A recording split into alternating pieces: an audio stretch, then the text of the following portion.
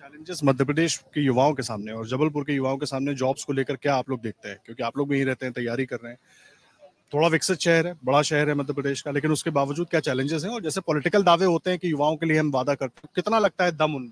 किसी के भी, किसी भी पार्टी के। सर अगर ट्रुथ बोलूं तो युवाओं के लिए और बेरोजगारी के लिए तो मुझे सरकार, किसी भी सरकार में कोई दम नहीं दिखाई देती है, क्योंकि 2017 से ऐसे कई बेरोजगार हैं जो बेचारे सिर्फ एसआई के लिए मेहनत कर रहे थे और आज वो टोटली बाहर है, क्योंकि आज उनकी एज इतनी हो चुकी है कि 2017 के बाद से एसआई नहीं आई, सर थानेदार की पोस्ट नहीं आई, और जो सिर्फ उसमें लगे हुए थे वो टोटली बाहर हो चुके हैं।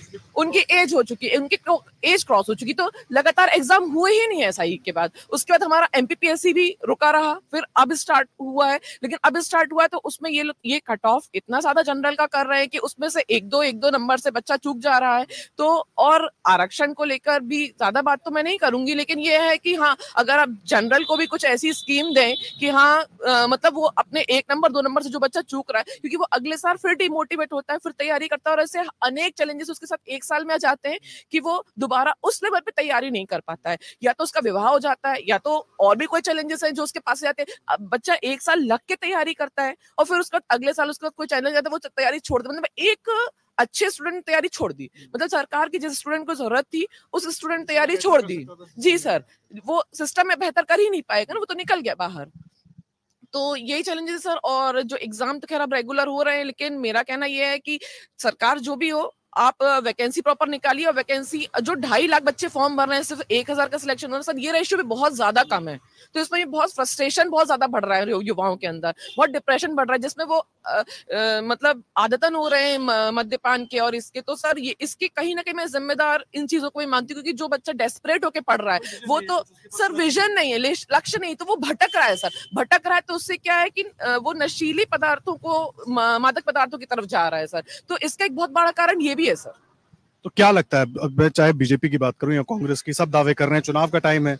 बीजेपी विकसित भारत की बात कर रही है, कह रही है कि युवाओं का बड़ा योगदान इसमें होने वाला है। कांग्रेस 30 लाख नौकरियों की बात कर रही है।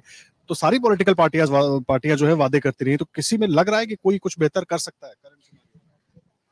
सर देखिए, करने को तो कांग्रेस भी कर सकती है और बीजेपी भी कर सकती है, लेकिन ये है कि करके दिखाने वाली बात है। यहाँ पे सिर्फ वादों से ही किसी का पेट नहीं भरेगा ना सर, किसी का घर नहीं चल रहा है किसी के वादों से।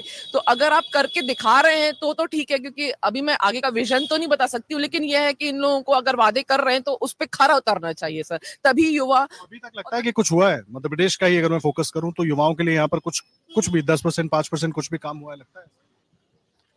सर पूरी तरह तो नहीं नकार पाऊंगी, लेकिन यह है कि इतना नहीं हुआ है कि जिससे युवा सेटिस्फाई हो, मतलब उसको सेटिस्फैक्ट्री नहीं है उनके कामों से। एक पर्टिकुलर टाइम पीरियड में कुछ हुआ, लेकिन आगे जो युवा है उनको उस तरीके। हाँ सर, उस तरह का उनके पास ऐसा कोई गोल ही नहीं है, ऐसा कोई मोटो ही नहीं है। और ऐसा ही जो नहीं हुई सर, उससे बच्चा बहुत परेशान हुआ, कई बच्चे बाहर हो गए सर। तो मतलब मेरा ये कहना है कि चीजों को प्रॉपर चलाया जाए, सही तरीके से चले, नौकरियों को लेकर बेहतर व्यवस्था हो, ये बहुत जरूरी है। आप लोग थोड़ा आगे आ जाइए, सब लोग आगे आ जाइए, घबराने की जरूरत नहीं है, आप ही लोगों की बात हो रही है।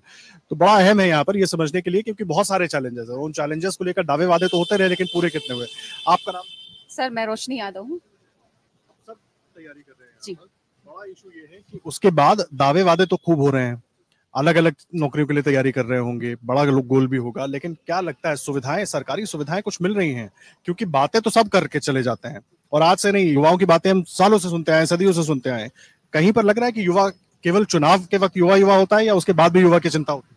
सर मध्य प्रदेश में मेरा मानना है सरकारी नौकरी पाना तो संजीवनी बूटी को पाने बराबर हो गया है अभी तक जितना मैंने देखा है, क्योंकि नौकरियां आती हैं, पेपर लीक होते हैं, पेपर लीक होने के बाद रिजल्ट में इतना लेटापीटी की जाती है, रिजल्ट जैसे तैसे आता है, आरक्षण के बाद ये जैसा मेरी साथी ने बोला एज प्रॉब्लम, 1000 प्रॉब्लम देखने के स्टूडेंट को मिलती है। यही है कि संजीवनी बूटी पालो या मध्य प्रदेश में जॉब पालो। अगर आप ये वीडियो YouTube पर देख रहे हैं तो हमारे चैनल को सब्सक्राइब करें और बेल आइकन को दबाना ना भूलें। अगर आप Facebook पर ये वीडियो देख रहे हैं तो हमारे पेज को लाइक करें।